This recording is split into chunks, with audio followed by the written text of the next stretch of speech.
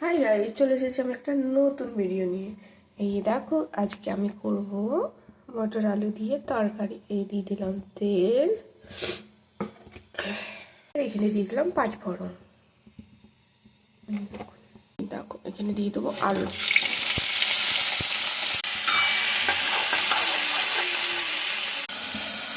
পেঁয়াজ,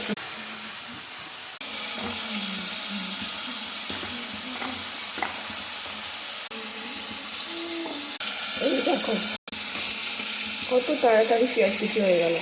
1 মিনিট, মানে মিনিটও বলবো না, সেকেন্ডে। আর তাছাড়া পেঁয়াজ কাটতে গেলে চোখে জল আসে, আর চোখে জল হইল না। কত সুন্দর মেহিন হয়েছে। সব পেঁয়াজ দিয়ে দেবো এটাকে। দেখো আলুটা আর পেঁয়াজটা সুন্দর করে লাল হয়ে গিয়েছে। এবারে দিয়ে দেবো এটাতে আমরা মশলা। এই দেখো, আদা রসুন পেঁয়াজ পেস্ট করা আছে। বাস লঙ্কা দিই নেই, কেন কি আমরা বুবু খাই তো, ওই জন্য বাবু তুলে নেবো, তারপরে লঙ্কা দেবো। আদা রসুন পেস্ট দিয়ে দিলাম। তাছাড়া আমার বাবু তো ঝাল খেতে পারে না, আদা রসুন পেস্টটাকে ভালো করে কষে নিলাম। এবারে দিয়ে দেবো জিরা গুঁড়া পাউডার, হলদি, নমক এসব দিয়ে দেবো।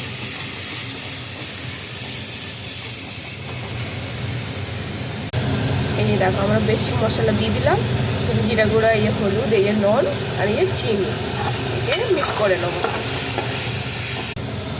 এই দেখো কত সুন্দর তেল ছাড়ছে। এবারে এইখানে ধোয়া রাখা মটর দিয়ে দেবো।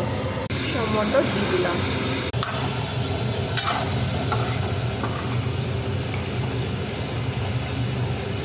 এই সাইডে চাপাই দিয়েছি লাল চা।